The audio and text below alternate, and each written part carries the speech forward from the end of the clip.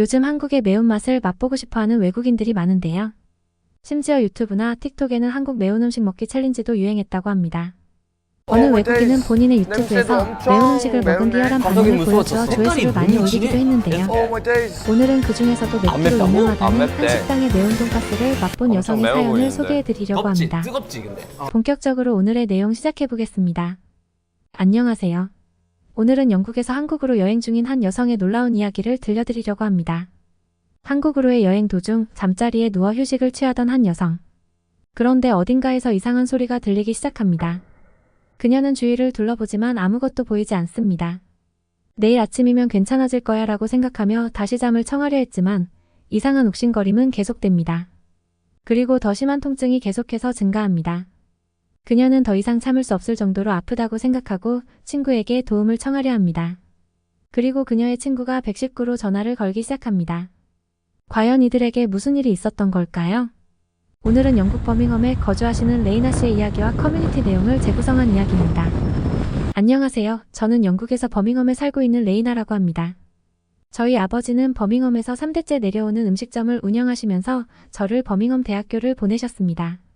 저는 아버지의 영향을 받아 평소 다른 나라 문화에 관심이 많아서 외국어 학부에 진학하였죠.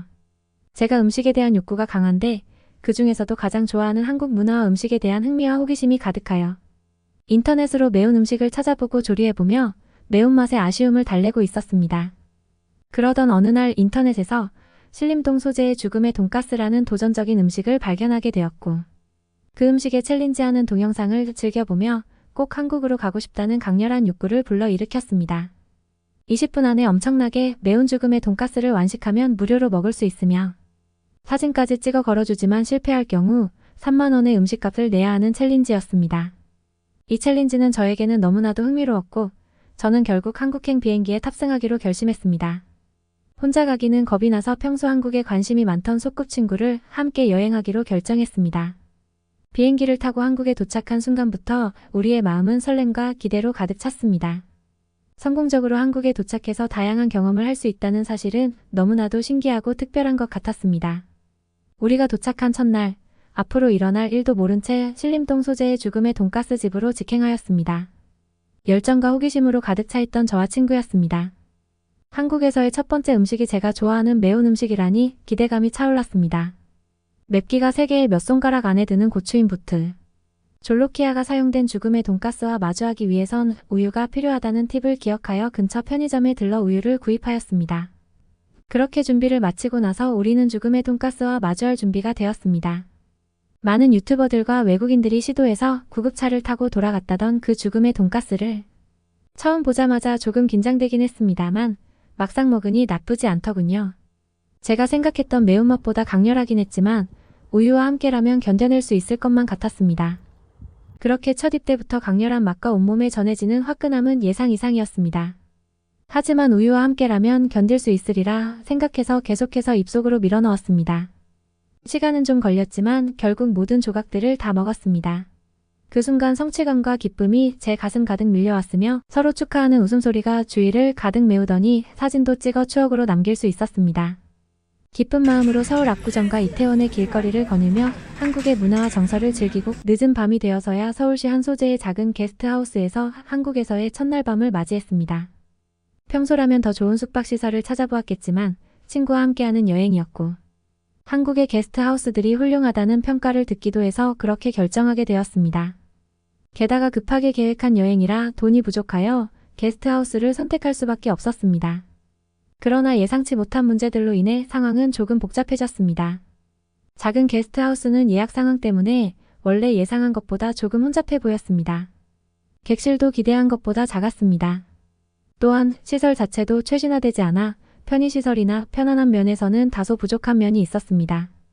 그럼에도 불구하고 우리는 긍정적인 마음으로 상황을 받아들였습니다.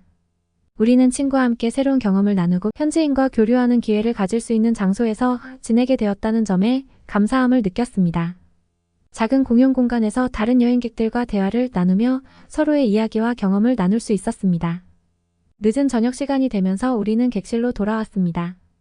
죽음의 돈가스를 완식했다는 기쁨과 성취감으로 친구와 도란도란 이야기 꽃을 피우는데 갑자기 오른쪽 아랫배가 욱신거리는 것이었습니다. 처음엔 돈가스 문제라고 생각하지 않고 이 정도면 내일 아침까지는 나아질 거라고 생각하며 잠을 청했습니다.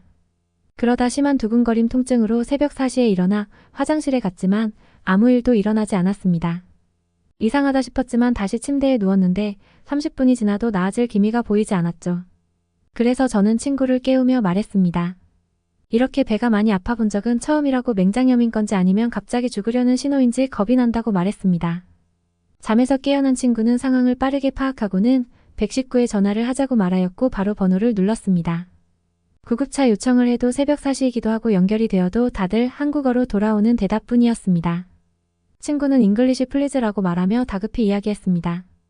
5분 후쯤 구급차가 도착해 응급실로 이송되었고 혈액검사, 엑스레이 링거를 하고 아침 7시가 돼서야 회복이 되어 게스트하우스로 돌아올 수 있었습니다.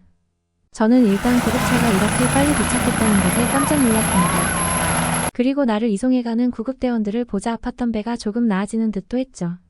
그렇지만 그 편안함을 얼마 가지 않았습니다. 응급실에 도착해서 지쳐 누워 있는데 검사 결과를 이야기해주러 의료진들이 왔습니다. 검사 결과는 특별한 이상이 없으며 이야기를 듣기로는 어제 먹었던 죽음의 돈가스가 매워서 위장이 거칠어져 생긴 일이라고 했습니다. 병원비는 30만 원이었지만 다행히 해외여행보험에 가입이 되어 있었기 때문에 귀국 후 전액을 환불받을 수 있었습니다. 해외여행보험의 중요성을 절실히 느꼈던 경험이었습니다. 약을 받고 겨우 푹 잘 수 있었습니다. 그렇게 잠을 자다 오후에 일어나 친구에게 문득 우리에게 이렇게 유창하게 영어로 응대해준 사람들에 대해 신기해서 물으니 한국에는 영어를 유창하게 하는 사람들이 많다고 하더군요. 그러고 보니 119에 신고하고부터 구급차에서의 대원, 병원에서의 사람들 모두에게 저의 상태를 전달하고 소통하는데 별 어려움이 없었습니다. 어제는 정신이 없어서 얼굴도 제대로 보지 못했던 상황이었어요. 그래도 그분들의 도움이 없었더라면 정말 어떻게 되었을지 생각하니 온몸에 소름이 돋았습니다. 한국이 아닌 다른 아시아의 나라였으면 어쩔 뻔했나 서늘해졌습니다. 너무 고마운 마음에 퇴근하면서 감사함을 전했습니다. 저를 계속해서 진료하고 체크하러 들어온 간호사와는 연락처를 교환했습니다. 서로 언어 습득에 도움을 주는 사이가 되자고요. 그리고 그녀와 한국에서의 나머지 일정 동안 여행에 도움도 받으며 즐겁고 행복한 추억을 쌓을 수 있었습니다. 다시 한번 이 자리를 빌어 그녀에게 고맙다고 전하고 싶습니다. 저는 간호사와 함께 한 특별한 한국 여행 이야기도 공유하고자 합니다. 병원에서의 경험 이후 저와 간호사는 서로를 돕고 이해하며 새로운 친구가 되었습니다. 그녀의 도움으로 한국어를 배우고 문화를 이해하는데 큰 도움을 받았습니다. 우리의 관계는 여행이 끝난 뒤에도 계속되었고 우리는 서로에게 도움이 되기로 결정했습니다. 그녀는 우리에게 서울의 전통시장을 탐험할 수 있도록 가이드해 주었습니다. 다양한 음식과 문화에 둘러싸인 이곳은 우리에게 즐거움을 안겨주었습니다. 저는 간호사의 제안으로 한국 전통 복식 한복을 입어보았고 함께 사진을 찍는 순간을 즐겼습니다. 우리의 여행은 역사와 문화를 탐험하는 것으로 이어졌습니다. 경복궁과 종묘를 방문하여 한국의 역사를 느꼈고 간호사는 역사에 대한 이야기로 저를 안내하며 더 깊은 이해를 얻게 해주었습니다. 물론 한국 음식은 여행 중 큰 부분을 차지했습니다. 저는 한국의 다양한 음식을 맛보며 현지 문화를 경험하였고 간호사의 추천으로 불고기와 냉면을 시식하며 지역 맛집을 탐험하였습니다. 물론 이제 너무 매운 음식은 먹지 않기로 했습니다. 특히 한국의 전통 문화를 배워보는 것은 우리 여행의 하이라이트였습니다. 한국 무용과 전통 악기 연주를 시도하면서 우리는 한국 문화에 더 가까워지며 새로운 경험을 즐겼습니다. 여행의 마지막 날 우리는 남한산성으로 향했습니다. 정상에서의 아름다운 경치를 감상하며 이 특별한 여행을 마무리하였습니다. 이 여행을 통해 저와 간호사는 서로의 인생에 특별한 순간을 선물하였고 언어와 문화를 이해하며 새로운 인연을 형성하였습니다.